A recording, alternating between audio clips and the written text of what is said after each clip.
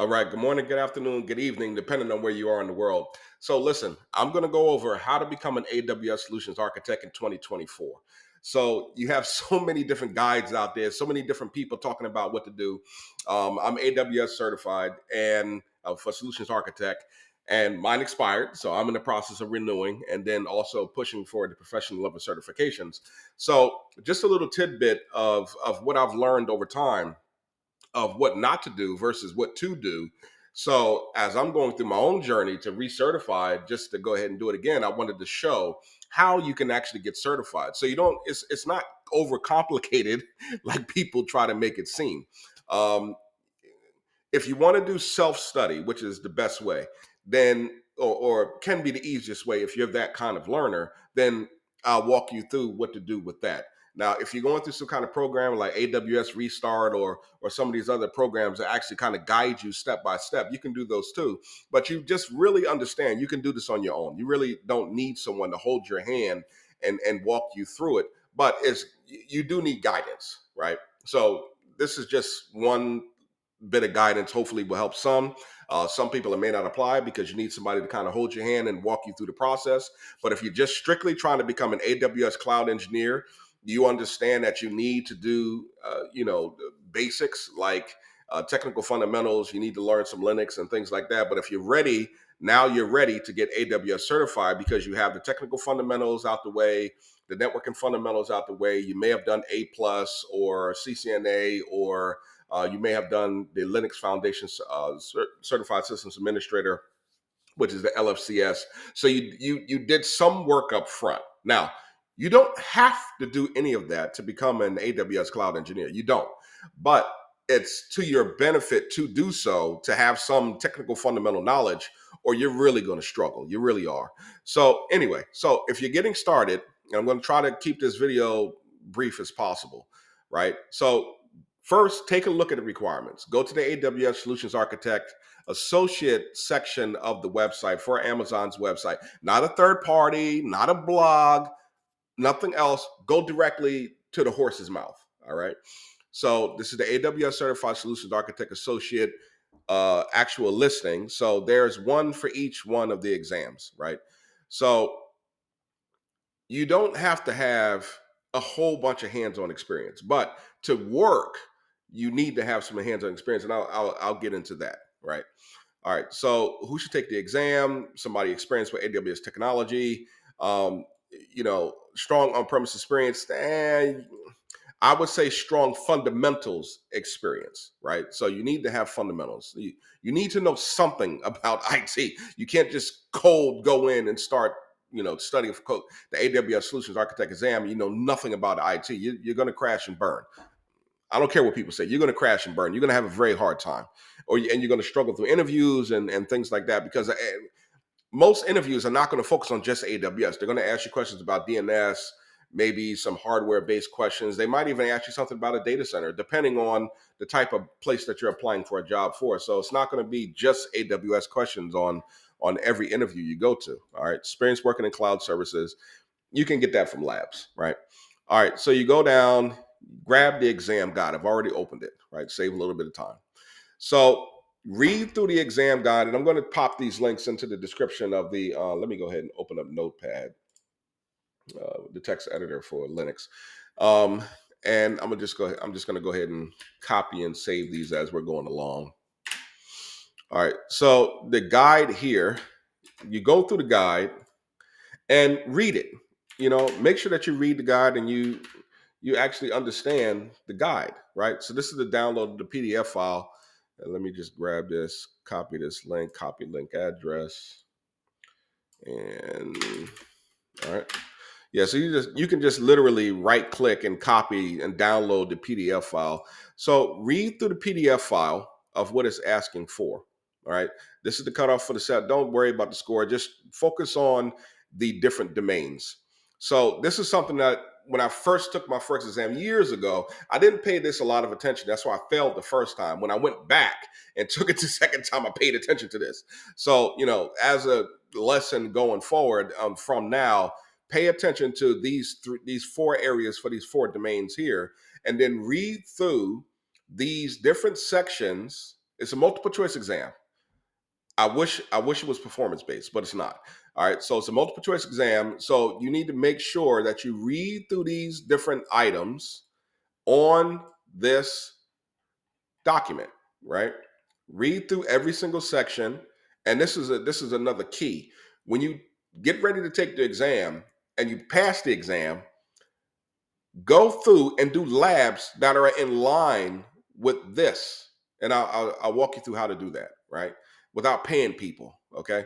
So go through, read through each section, each, task statement, the skills that are required, and take the time to really learn these items deeply, right? And go through the document. So it's a pretty long document. So take the time to kind of go through, right? Now, and these are the different technologies that are going to be covered, and these are topics that might appear in an exam. So it can be any number of different topics, right? So you don't want to try to focus on everything. Just focus on what's in scope for this exam, right? Don't worry about everything and everybody else. Just focus on what's on the topic for this exam. You see this VMware Cloud and AWS. So that's something that may possibly come up. I don't remember a VMware Cloud and AWS exam, but this is a newer version of the exam. I took my exam years ago. So the exam does change from year to year. Okay. So just go through, make sure that you understand what's being asked, and have some knowledge of how each one of these technologies work, what they do, and what they're for. How they work, what they do, and what they're for. Okay. And in the real world, how they break. Okay. So go through this list, that's going to be your best friend. Now, after you get done going through that, okay, eligibility, this is just for test taking purposes. Now, I'll say this, right? Um, and we'll go to some other stuff. Well, let's just jump straight to it. Okay. So now once you have the information, where do you start? Now you've already done some fundamentals. You have some technical fundamentals, which is like DNS, web servers, what is Active Directory, how to SSH into something, which is, using terminal commands, some basic fundamentals of Linux, and that's for the real working world, but not for the exam, but just to be able to work inside the actual world of an Amazon cloud engineer, right? So when you're starting from scratch, me personally, what I use is Adrian Cantrell. I use his training. There's some great training on Udemy. I didn't have this open up. Udemy is Stephanie Merrick, right? A lot of people use him. Um, Now, so this is the current exam, right? The essay CO3. So I'll save him here. Now I've never taken his course, so I can't speak to his teaching style. I do see a lot of people use his course, people that I've worked with that are AWS cloud engineers. But me myself personally, I use Adrian Cantrell. Right. This is what I use, right? So I use Adrian Cantrell's AWS Cloud Solutions Architect course. That's the only one that I use and reference and do go back and forth when there's times I need to look at something, because over time, even though you become a cloud solutions architect, you're going to research and revert back to look at things that you may have forgotten or don't remember or don't know or just didn't think about. So it's always something. It's always good to have a place to go back and do your research, right? Now, with the Adrian Cantrell side, you can go ahead and go step by step through all of the videos, set up your AWS free tier account, and do your free tier as you're going through the entire course, and take your time. Don't try to do all of this in 30 days, 60 days, right? This is like a 3-4 month thing, right? Maybe 6 months. Um, if you really want to really learn your craft, it's going to take you some time, right?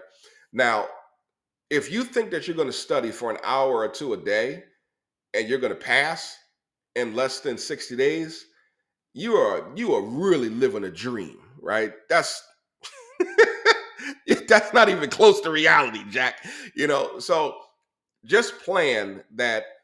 Let folks know that you're studying for a major exam to change your career and change your life, right? Or you're trying to change jobs.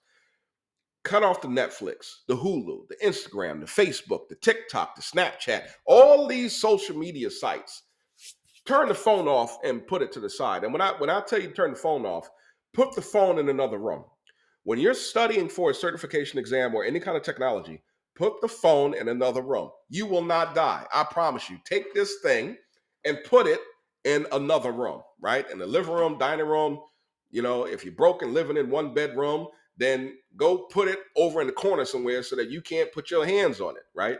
And turn the notifications off. If you don't want to turn the phone off, just put it on vibrate or silent so that you can't hear bzzz, because it's going to distract you and you're not going to be able to focus. Listen to me. You will not be able to focus grabbing your phone. All right. Now, I would say every single day and 1 day break, right? At minimum of 2 to 3 hours, right? To be able to dedicate and focus. And when I mean dedicated focus time, I mean dedicated focused on tasks at the screen, on the keyboard, actually doing nothing else, right? Not answer the phone, not checking the status updates. Put the phone away, 2 to 3 hours of dedicated study, then take a break. Now, if you want to do a little bit more than that, make sure that you get up, walk away, take a break for about 15 minutes, and then come back to it. 15 to 20 minutes to come back to it, right? Probably no longer than that, than a half hour, right? So then come back to it, do another hour or two, and then stop, right? Have a cutoff point. That way your mind can be fresh the following day, right? Because you're going to do this every single day, except for that 1 day that you choose to take a break, right? Just 1 day out of the week, take a break, de-stress, do something completely different, stay off the computer, right? That's so your mind can relax, okay? Now, as you're doing that and as you're studying, okay, you're doing all of the exercises that go with it. You go through the whole thing, and within about a month or two, you finished, right? You finished the course. And if you don't do AWS training through Adrian Cantrell, or let's say you do Code Cloud, right? So Code Cloud has hands-on exercises. They're another third one. So the good thing about the Code Cloud is that they integrate the hands-on exercises into the course, right? Same thing with Adrian Cantrell. He's integrating, using the free tier into the course as you're working through exercises. So it's better for you to just work through exercises. Please do not use a test dump or these places that dump exam questions and things like that. Number one, half the time is wrong, right? And you're wasting your money. Number two, all you're going to do is waste your time with that foolishness. Take the time to actually learn what you're doing, right? So once you finish the course, right, you go through the entire course, all of the topics, okay? Now, after you're finished with everything, you want to do a combination of studying for the exam with practice exam. The only one that I've ever used was John Bonzo, right? So John Bonzo, and I'm just copying and pasting it here so it can go into the video. So John Bonzo has really, really good practice exams. Now, some people will say, oh, should I do the cloud practitioner? For what, right? Unless you're going to be a business professional and you're never going to touch the AWS console and actually do actual work, don't waste your time with the AWS practitioner certification. Just don't, right? So it can be a good confidence boost if you've never taken any exam before. But if you're going to focus on working as a cloud engineer or a cloud architect, focus on AWS associate level courses and certifications, and then go from there, right? Don't worry about these foundational level certifications that they're not going to get you a job. There's no one that's going to hire you to be a cloud architect because you have a practitioner certification. So, and I took the practitioner certification. It was a good boost in confidence, but it never helped me with the actual job, with the actual work that I was doing. But what helped me was the associate level certification. So just focus on associate level, right? So, and I'm going ahead and copying in this for John Bonzo exams. So once you get to the meat and potatoes of the certification exam, so remember, this goes back to the topics that are covered, right? So when you're studying, I'm trying not to shake the table with my leg. So when you're studying, you only want to focus on what's covered on the exam, okay? So if you want to do labs, don't do labs that are not related to the skills required in the exam. This exam guide is the key. All right. This is your exam key right here. So if you want to do labs or any kind of labs related to this, so I'll show you a little trick, right? let's just go up and look at skills and knowledge of, right? So you all have this this 2024, you have an amazing advantage that we didn't have 5, 10 years ago. I mean, you've got Claude.ai, which is from Anthropic, backed by AWS. You have Bard, which is Genesis running from Google AI. You have Chat GPT, they're open AI. So use it. Use the technology that's available to learn, right? So as you finish your course, don't do this stuff before you finish your course, right? Finish the entire course. And for the hands-on practical side, to kind of get the learning in your head before you take the exam. And you can do this as you're doing the practice exams, right? Because once you finish the course, you're going to start doing the practice exams, but you need to learn what you do, right? You got to learn what to do. So listen, take this, copy it, okay? And then go ahead and take like a notepad. Let me open up OnlyOffice real quick. Okay. Paste this in. All right, take some of this junk out. You want to take these dots out. Okay, clean this up. And take this. Okay. Copy that and then give me hands-on exercises and the associated YouTube video for the below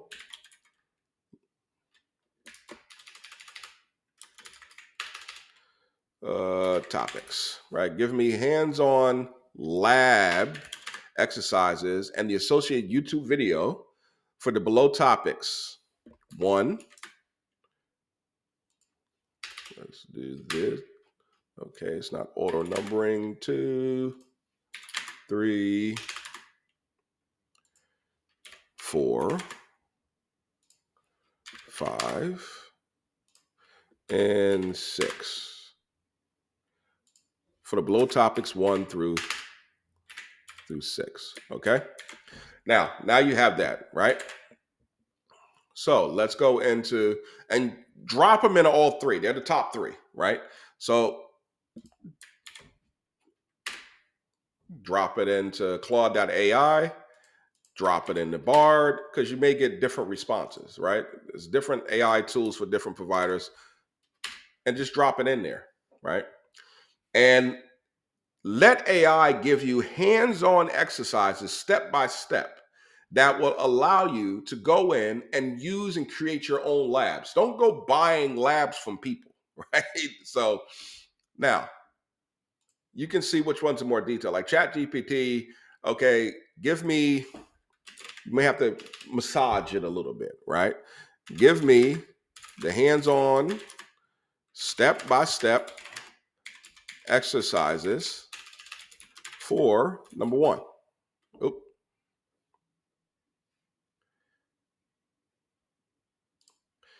I put the exclamation mark by mistake. Let's see how Bard's doing, right? Let's paste that in. All right. And you see, I like Claude.ai. They immediately gave you the YouTube video to watch. And the YouTube video,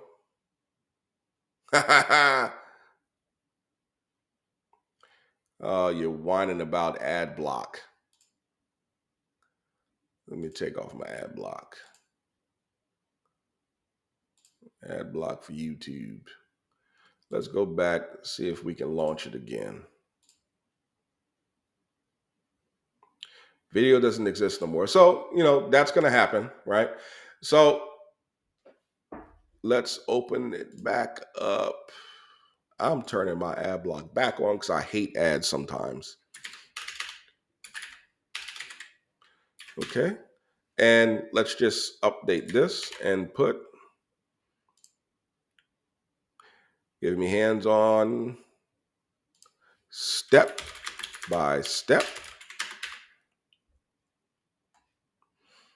And you may have to play with this, it's not going to be perfect. So anyway, let's take a look.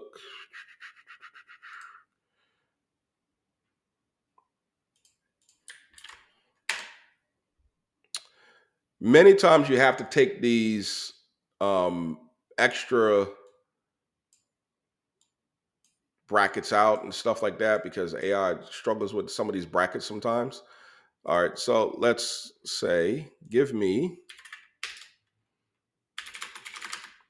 the step by step, hands on, step by step guided instructions for one. And basically, what I'm showing you is how to use AI to learn, right? So instead of you trying to figure this stuff out on your own, it's a guide, a step by step guide to learn what to do, right? Instead of trying to figure it out and Google your way into every little thing, or you can have it as a teach me as a guided instructor.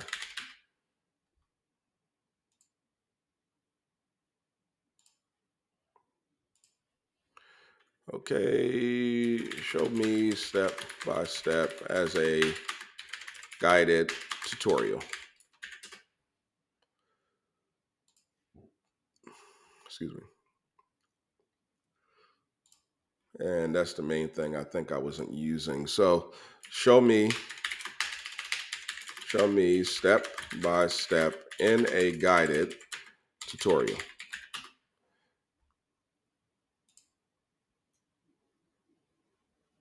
Where's Claude? Show me step by step in a guided tutorial starting with one.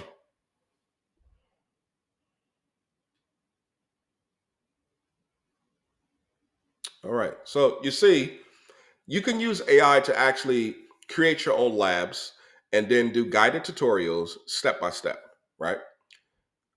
And then you can ask for the YouTube video that goes with it. So sometimes Bard can be really good. Sometimes it starts asking you a ton of different questions, so it just depends, right?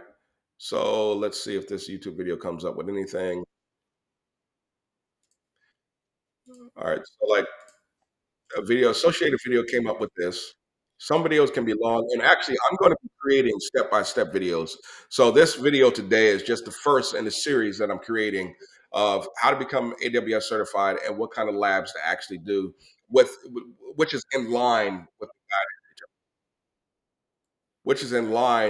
the actual certifications requirements for the exam, right? And I'm going to be creating those, but they take time, right? So over time I'll be creating them, but and then I'll have a reference to link to those. But for now, you can use this, right? So that's just when you finish. So essentially, in a nutshell, as a summary,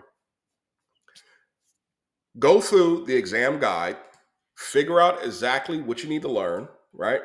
After you figure out what you need to learn, go ahead and pick a course, whether it's Adrian Cantor, which is what I use. Amazing. His explanations are really, really good for people like me that are visual learners, right? I want to see how something works. So his tutorials are really, really good. The second one that I've used is Code Clouds, AWS Solutions Architect Associate. So they have step-by-step hands-on that tie directly into the course. It's really, really good. I like it a lot. The third option that I've been informed of from people who have taken it is the Udemy Stephanie Merrick and his, not cloud practitioner, his SA, Solution Architect Associate training, right? So there's so many people that speaks about this training. I've never taken any of his classes. So I cannot speak to him, but I know a lot of people that I've worked with that are other cloud engineers and AWS certified. They have taken his course, whereas I have taken, and many others have taken, Adrian Cantor's course or the Code Cloud course, which is new. So this is a new course. Or you want to use Stephanie Merrick from Udemy, right? Once you finish your course, then you want to go over to John Bonzo. You can follow him on GitHub if you want, but go to Tutorials Dojo, portal.tutorialsdojo.com. You don't have to remember. I'm going to save the link inside the video. And then you start the actual process of learning hands-on. And I would say you don't have to, if you do the entire course and you followed along with the AWS free tier, you don't, and you did the practice exams. When I passed the exam the first time, I didn't do the hands-on labs the first time, to be honest. But learning later was a struggle. So I would say take the time to use the tools you have available today in 2024 and actually use AI, right? Bard, or which is Google Bard, or OpenAI's ChatGPT, or Anthropic's Claude.ai, and use it as a guided step-by-step tutorial to make sure that you're following the exam guide. Don't do your own thing. Don't be watching people's YouTube videos, creating your own garbage. Make sure that what you're learning is on this exam guide. Because if it's not on this exam guide and you spend time learning something that's not going to be covered on the exam, and then you take the exam, you're going to be toast. And then you're going to be back watching this video again. I'm trying to tell you, baby, you're going to be watching it again. So just make sure that whatever you learn is in line with this certification exam guide for the AWS Solutions Architect Associate Level exam. All right. Now, when it comes time to take the exam, they have two options. You can take online proctored, or you can take on-site at a testing center. From having taken on-site exams versus taking online proctored, I would say take it at an exam center, right? I know that there's conveniences to do it online and being in your house and blah, blah, blah. Let me tell you something. Online proctor exams are like a nuisance. You know what I mean? If you put your hand over your mouth, if you scratch, you put your hand on your face, move your hand. It's just so strict that you can't be comfortable really the way you want to be comfortable. You have to like sit there and make sure that you're not moving too much and looking around or anything like that. So it can become really unnerving, and it's your first time taking the exam, right? So what I have right here is the Pearson VUE Testing Center. And Pearson VUE is all over the world. So for example, put your tests in, right? AWS, Amazon Web Services. It's going to pull up the Amazon Web Services page, right? Now, you don't register through here. You register through AWS's certification website portal. And you'll have people say, oh, go to the AWS white papers, read the white papers, make sure that you understand. I never read the white papers. So somebody at Amazon might say, "Oh, don't say that." I never read the white papers to take the exam. I took the course. I did a lot of hands-on with the, but it was after, to be honest. I did a lot of hands-on after, and that was for learning the actual job. But for taking the exam, I did the course. I did John Bonzo practice exams. But as I've learned over the years, do hands-on. But now we have AI. They didn't have AI 5-6 years ago. So now you have AI. That's a tool in your toolbox that can move you forward, right? So white papers, if you want to read them, go ahead. But I didn't, to be honest. I did not read no white papers. So anyway, I focused on, doing the actual job. Now, the white papers, there's some reference articles that do matter when you're working in a job, but over the last, 6-7 years, I can't even count on my hand the amount of times I've read white papers that were related to my job. You know what I mean? It was always when I needed to solve a problem, or I was going to the well-architected framework or something like that. So, I mean, there's times where it may be applicable, but It just depends. It just depends, So anyway, um, for the exam itself, I'm not going to log in. I don't feel like doing all that right now. So when you log in, you create your account. There'll be a section where it tells you to sign up for your exam, and then you can pick your exam center. Right. Let me close this out. So the exam location. Schedule your exam. Like I said, you can do online proctored, but it's like a nuisance, right? Where did I go? Let's go. So you can check the locations to find your location, find a test center. And this is how you can actually find, and it's right here on the left hand side of the screen, excuse me, right hand side of the screen. Find a test center under login, right? So this is if you just want to look for us to see where it is. Say, for example, you're in Kenya, right? Right. So they have locations at test centers you can pick from there. Say you're in Nigeria, right? So they have test centers, physical test centers. You can go and take the exam there, right? Say you're in Maryland. Spelled Maryland correctly. All right. So where I went to was a community college. You know, I did mine. I think it was CCBC. But there's more. There's like different community colleges. I did mine at the Howard County Community College years ago, and the community colleges are awesome. Or LK, like Maryland. I'm just talking about Maryland specifically. LKA Computer Consultants, very easy to get into that facility. It's right off the main road. And any of these places that's right off the main road is actually really convenient, so it's good. So as you can see, Maryland, and this is in the United States. I mean, they're all over. But if you're in a different country, just look for the location that's near you, that's near like a city center. If it's like Africa, you want to make sure you can get there with an Uber or a Bolt, or Nigeria or something like that. So India, maybe, whatever is the mode of transport, maybe a tuk-tuk or something like that. So just make sure that it's someplace that's accessible from the road. So it's easy for you to get in and easy for you to get out. But I'm a big advocate. Take the exam at a test center. You're going to be more relaxed, right? You come in, give your photo ID, you get your space to take your exam, you sit down, you get situated, you're good to go, right? Online proctoring is convenient, but I swear to you, it is a nuisance, because of the restrictions of making sure you don't move a certain kind of way. And I mean, if you're at a test center and you have to get up and go to the bathroom, all you got to do is raise your hand and go take a break and go to the bathroom, right? So with a proctor exam, I don't even think you can leave to go like to the restroom. I'm not sure. I never tried, right? Anytime I was taking the proctor, I used the bathroom before, but there's times where you have to use the restroom in the middle of taking the test, like, an hour, 2 hours long. You know what I mean? So I would say for Shay, take the exam inside a test center. Don't take the exam online, because unless you have a disability that doesn't allow you to go to a test center or something like that, or you're in a location that has no test centers, then I would really, really shy away from doing proctored exams online.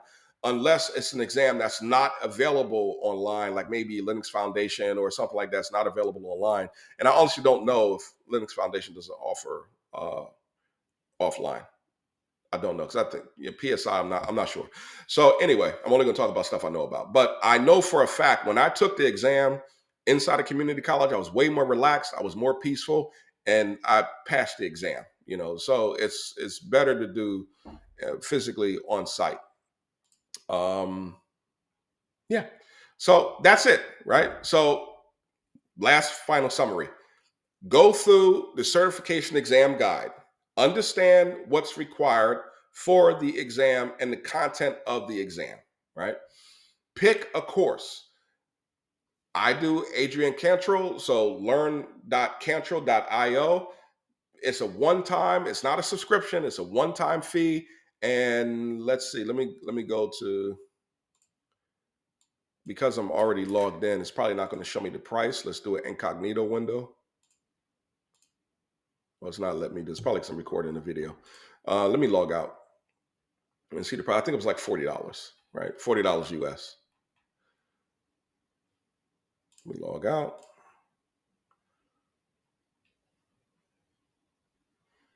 Okay, yeah, $40 US, right? So $40 US, and it's a one-time fee. You're not paying month to. It's not month to month. It's one time, right? Code Cloud, their pricing is month to month, $15 US a month. I don't know if the website changes based upon the location that you are, but $15 US a month, but that doesn't have any access to any playgrounds. So the playgrounds is about $30 US a month.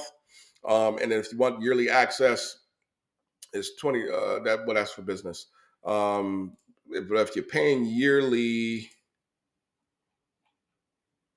I'm not sure what's up with their website.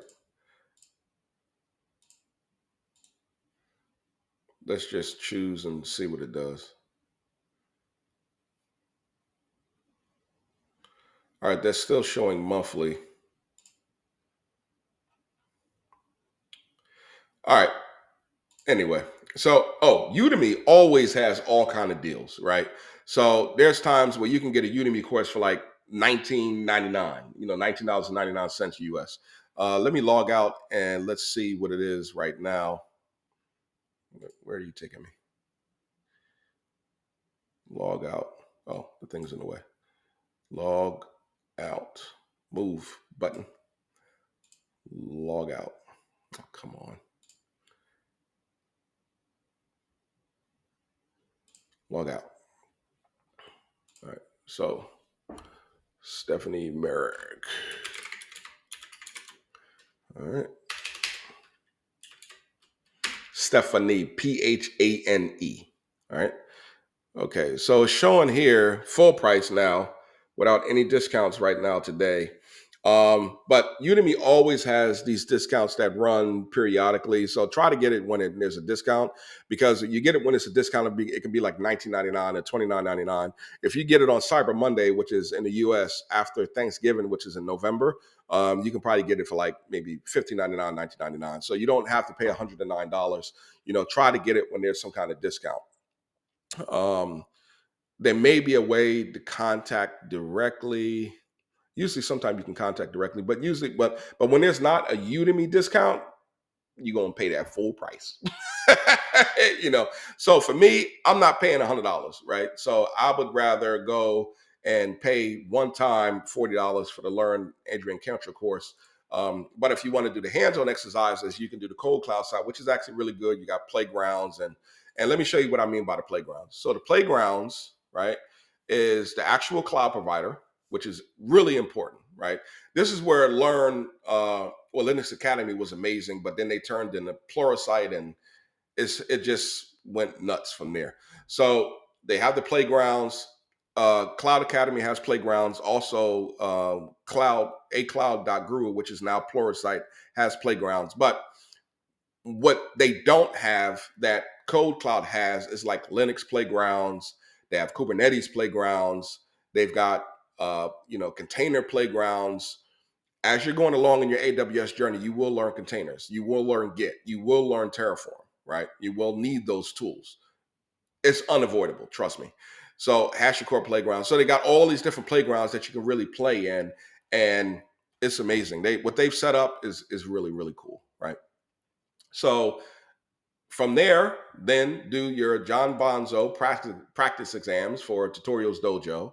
And then after that, schedule your exam, and schedule your exam on site at a location. If you're in the US, go to a community college or a tech center that's near the road, that's easy to get in and get out of.